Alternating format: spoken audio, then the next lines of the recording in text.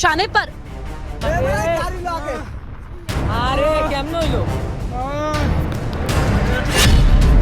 भारत में टारगेट पर शाहरुख खान। केकेआर में बांग्लादेशी खिलाड़ी का विरोध तेज।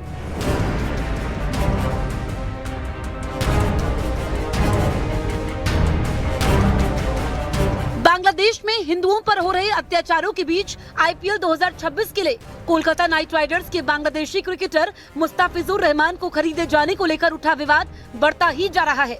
बीजेपी नेता संगीत सोम ने अपने पुराने बयान को दोहराते हुए एक बार फिर शाहरुख खान पर तीखा हमला बोला और उन्हें गद्दार करार दिया। संगीत सोम ने कहा कि बांग्लादेश में हिंदुओं पर हमले हो रहे हैं और भारत विरोधी नारे लग रहे हैं। इसके बावजूद वहां के खिलाड़ी को करोड़ों में खरीदना देश भावना के खिलाफ है। हालांकि उनकी खुद की पार्टी इस मामले में उनके साथ खड़ी नहीं दिख रही है।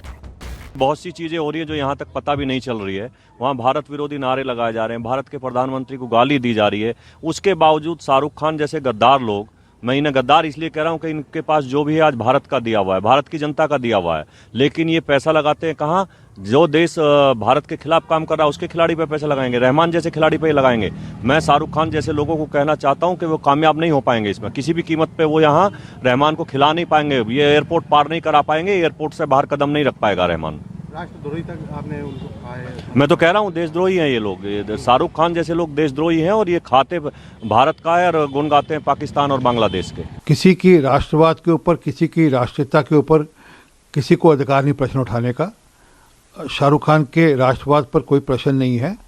किसी की कोई निजी राय हो सकती है हो, परंतु बांग्लादेश के जो खिलाड़ी को खिलाने की बात है, खेल और राजनीति को आपस में मिलाना नहीं चाहिए। हालांकि सोम के समर्थन में खड़े होने वालों की भी कमी नहीं। कई हिंदू संगठन और संत संगीत सोम के समर्थन में खुलकर बयान दे रहे हैं। तमाम लोग मारे जा रहे हैं, किसी को गोली मार रहे हैं, किसी को मार मार के मार रहे हैं, किसी को घर से खींच के ले जा रहे हैं। ये सब हो रहा है बांग्लादेश में और हिंदू मर रहा है बांग्लादेश में, और हम मौन पे मौन नहीं, हाथ पे हाथ नहीं रख सकते, हम मौन नहीं रह सकते। और उसके बाद जिस देश ने आपको हीरो बनाया, स्टार बनाया, सुपरस्टार बनाया, जिस देश ने इतना सामर्थ्य दिया कि तुम एक क्रिकेट टीम, तुम थे क्या? इस देश की बीसीसीआई निर्णय लेगी, पर हमारा यही कहना है कि बांग्लादेशी क्रिकेटर्स को ये बात उठानी चाहिए कि हमारे जो हिंदू भाई वहाँ रहते हैं उनकी रक्षा सुरक्षा हो, प्रोटेक्ट हो वहाँ पे, और उन्हें किसी भी प्रकार से वहाँ पर परेशान न किया जाए। उनका भी ये दायित्व बनता है।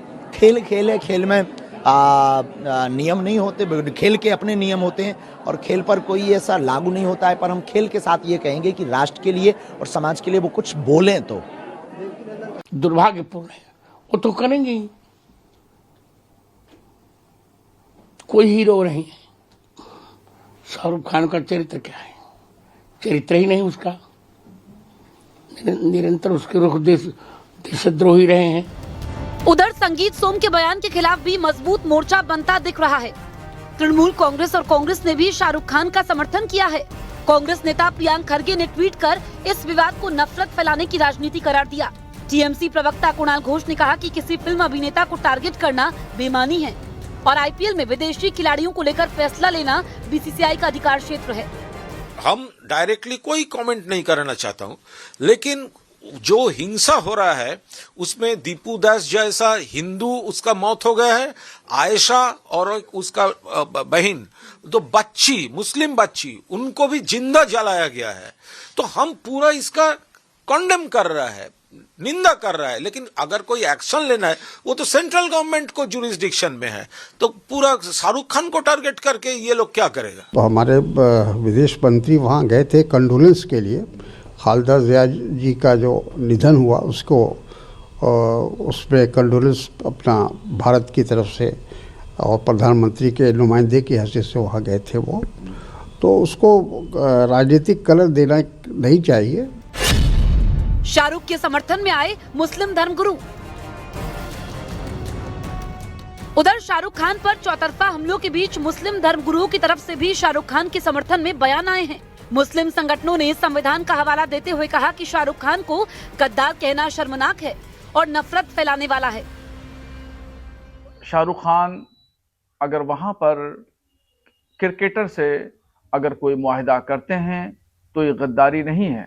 अगर हाँ उन्होंने ये कहा होता कि अल्पसंख्यकों के साथ जो कुछ हो रहा है वो दुरुस्त है, तो गद्दार कहना चाहिए, आतंकवादी कहना चाहिए। मगर इन तमाम चीजों को बगैर गौर व फिक्र किए हुए शाहरुख खान को गद्दार कहना या आतंकवादी कहना ये कतई दुरुस्त नहीं है। किसी सूरत पर इसको सही करार नहीं दिया जा सकता। ये क्रिकेट टीम उनकी है, वो किसको इसमें खिलाना चाहते हैं, किसको नहीं खिलाना चाहते हैं। अगर वो संविधान के खिलाफ करेंगे तो कानून देखेगा ना उनको, सरकार समझेगी ना उनको। आप कौन हैं, आपकी अपनी हैसियत क्या है जो आप विरोध कर रहे हैं कि साहब शाहरुख खान को ऐसा नहीं करना चाहिए। और बड़ी अजीब बात यह है कि वो लोग जो बीफ का खुले एक्सपोर्ट कर रहे हैं, मैं नाम लेना चाहूँगा तो सब समझ जाएंगे उसका, बीफ का खुला एक्सपोर्ट कर रहे हैं। वो कहते हैं हमें मर्यादा सिखा रहे हैं, हमें राष्ट्रभक्ति क्या है वो सिखा रहे हैं। पिछले महीने अबू धाबी के आईपीएल के मिनी ऑक्शन में 7 बांग्लादेशी खिलाड़ियों का नाम शामिल था, जिनमें से 6 खिलाड़ियों को किसी फ्रेंचाइजी ने नहीं खरीदा। लेकिन तेज गेंदबाज मुस्तफिजुर रहमान को कोलकाता नाइट राइडर्स ने 9 करोड़ 2 लाख रुपए में खरीद लिया था। लेकिन बांग्लादेश में हिंदुओं पर जारी हिंसा ने भारत के लोगों में भी आक्रोश भर दिया, जिसके चलते आईपीएल में एक खिलाड़ी की एंट्री ने खेल से निकलकर राजनीति, धर्म और राष्ट्रवाद की बहस को और गहरा कर दिया है।